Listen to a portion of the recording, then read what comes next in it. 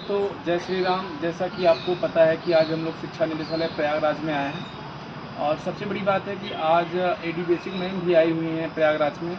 और हम लोगों ने राजेंद्र प्रताप सर से भी मुलाकात की और जो जूनियर एडेड के जो कार्यालय है वहाँ पे जो संबंधित बाबू वगैरह थे उनसे भी बात की है।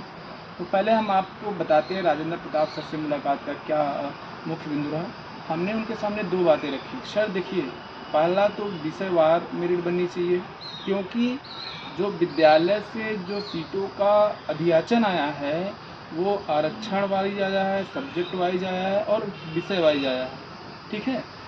और दूसरी बात उनके सामने ये रखा कि सर ये जो सीटों की संख्या है वो बढ़नी चाहिए, क्योंकि अगर आप मार्च 2022 का अगर आंकड़ा देखिए तो मैं आपको आंकड़ा एक दो दिन में बता दूंगा कितने आंकड़े हैं रिटायरमेंट वाले। अभी तो थोड़ा टाइम लगेगा क्योंकि ये सब गोपनीय होता है तो जल्दी कोई बताता नहीं, लेकिन मैं 2 या 3 दिन में आप लोगों को बता दूंगा कि रिटायरमेंट की कितनी सीटें हैं, कम से कम और अधिकतम। हमने कहा सर देखिए, कम से कम जो सीटें हैं जो अधियाचन के माध्यम से जिसपे हम लोगों एग्ज़ाम दिया है आपके अकॉर्डिंग 1894 के अकॉर्डिंग, उनके अकॉर्डिंग राजेंद्र सर के अकॉर्डिंग 1894 पोस्ट, उसमें जो रिटायरमेंट की सीटें हैं उसको सर आप बढ़ाइए। तो उन्होंने हमारी दोनों बातों को बहुत ध्यान से सुना और हमने उनसे ये भी कहा सर देखिए, ये सब चीज़ें प्रयागराज से होगा, आपके ही माध्यम से होगा। आप हमको लखनऊ मत भेजिए, हम जानते हैं लखनऊ से कुछ नहीं होगा। आप जो बना के देंगे उसी पे शासन अनुमति देगा। तो सर हंसे, बोले हाँ चलिए ठीक है, हम आपकी दोनों बात को उन्होंने देखा और समझा। कहा चलिए ठीक है, हम आपको देखते हैं। लेकिन हम लोग वहाँ पे उनसे बात निरंतर करते रहे, कम से कम उनको 20 मिनट दिए और बात उनसे फिर यही बार बार हाथ जोड़कर निवेदन किया सर आप प्रयास करिए कि सीट की संख्या इंक्रीज हो, जो भी सीटें 2022 का हो। फिर वही बात बोला तो उनसे मतलब हम लोगों ने इतनी बार कहा सर आपसे हाथ जोड़कर निवेदन है आप इन दोनों काम को ज़रूर करिए। तो उन्होंने एक चीज़ और बताया कि सर ने कहा चलो ठीक है, 1 हफ्ते के बाद हम फिर से भेजेंगे। देखो एक बार इन्होंने शासन को अधियाचन जो अपना बनाए थे भेज दिए हैं हमने। और जो भाई साहब हैं हमारे साथ, उन्होंने जब इतनी बार विनती की और एक दो लोग और थे परिचित के थे निदेशालय में, उनसे भी बात करवाएं तो सर बोले अच्छा चलो ठीक है, अब मैं एक बार फिर से बनाकर भेजूँगा। हालांकि सीटों की संख्या जो बता रहे थे कि 100-150 हो सकती है, 100-150 बढ़े, लेकिन यहाँ हमारे हिसाब से सीटों की संख्या बढ़ सकती है। रिटायरमेंट वाला बता रहे हैं 35:1 वाला, ये ऐसा कुछ नहीं है, ये पूरी तरीके से गलत है। अगर 35:1 को अगर वो करेंगे तो सीटें घटेंगी। अब आते हैं हम लोग जो ललिता मैम से जो बात की। ललिता मैम हालांकि बहुत डिप्लोमेटिक हैं, वो चीज़ें बहुत स्पष्ट बोलती हैं और बहुत ज़्यादा घुमा फिरा के बात करती नहीं हैं। तो उनसे हम लोगों ने जब बात किया तो मैम कुछ बताने से वो कर रही थी। अच्छा उन्होंने कहा अच्छा 4000 सीटें हो जाएंगी तो क्या गारंटी है तुम्हारा हो जाएगा। मैंने कहा मैम तो हम मान के चलिए 4000 सीटें हैं। तो बोले नहीं, हमने ये काल्पनिक बोला है, क्या गारंटी है आपका हो जाएगा, आपके साथी को हो जाएगा, आप जितने लोग आते हैं हमारे पास क्या साक्ष्य आपका हो जाएगा। मैंने कहा मैम हमारे पास कोई ऐसा आंकड़ा नहीं है कि हमारे पास मतलब इसमें हमारा हो जाएगा। बोले कि देखिए आप लोग और आपके साथी जितने लोग चाहे लखनऊ चाहे प्रयागराज आते हैं, इन दो निरर्थक बिंदु पे बात करते हैं। उन्होंने सीधे कहा दो निरर्थक बिंदु पे आप लोग बात करते हैं कि सीटों की संख्या और विषयवार जो मेरिट है। फिर उन्होंने मैम एक चीज़ और बोली कि देखो एटलीस्ट कम से कम 2000 तो 2500 होगी सीटें, ये बोली थी।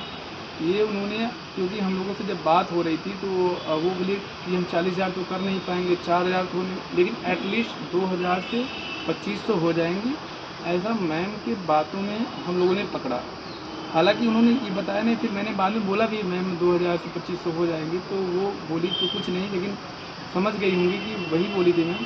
फिर हम आते हैं कार्यालय की तरफ आते हैं। कार्यालय में जो परिषद के बाबू थे, जो प्रभारी बनाए गए थे जूनियर एडेड, सबसे बातें की और बात करने पे यही लगा कि जूनियर एडेड अपनी निर्णायक जंग की ओर है और जिस दिन रिजल्ट आ जाएगा वो आखिरी दिन होगा। उसके बाद भर्ती प्रक्रिया बहुत इतनी स्पीड होगी, जैसे बुलेट ट्रेन चलती है उस हिसाब से होगी।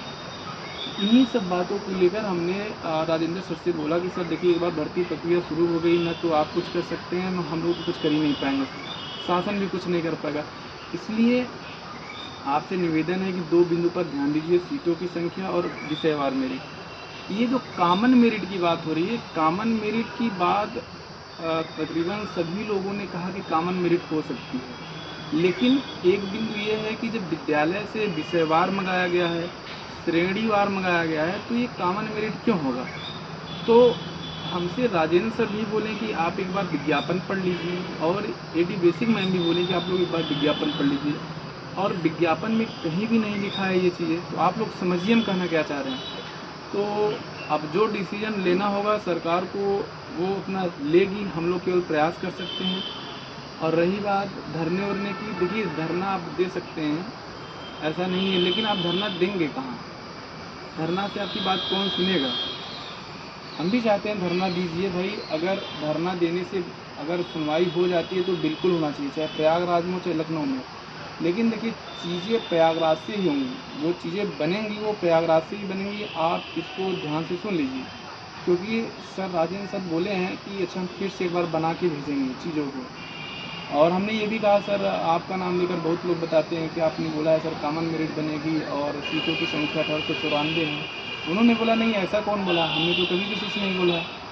कुछ भी हो सकता है, सीट बढ़ सकती है, कॉमन मेरिट ना बने, सब्जेक्ट बने, हमने तो ऐसा किसी को नहीं बोला है।